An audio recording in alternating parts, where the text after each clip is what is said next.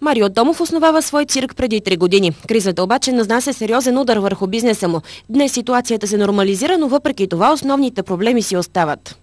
Много са проблемите. Проблеми с общини, проблеми с енерго и така. Най-вече с местата.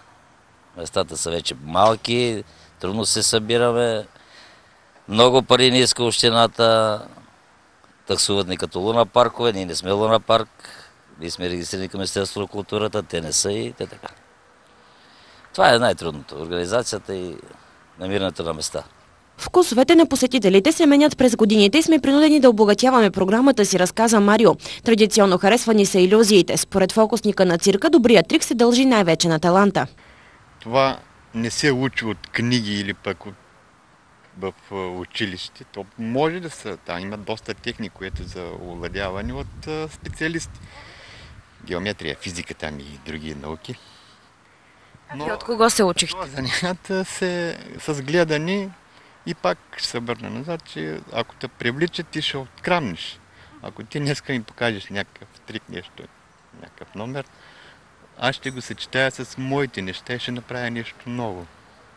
Мога да покажа и същия, но трябва да те влече и да го правиш с много голямо желание.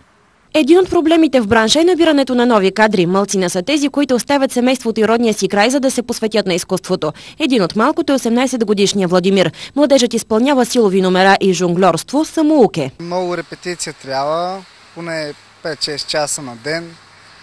Въобще не е много лесно, плюс това няма школи за циркови артисти и всичко е само с желание.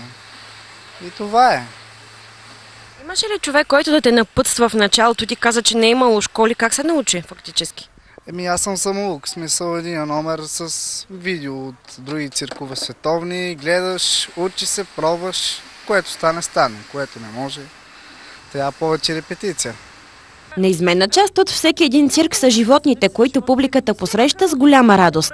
Най-новият член на трупата е 6-месечното мини козле Боцко, което е изключително дружелюбно. От сега се е превърнал в голяма атракция, най-вече за децата. Не приемаме думите цирк и циркаджии като обида, казаха още нашите събеседници. Това е изкуство и винаги ще си има почитатели, категорични са те.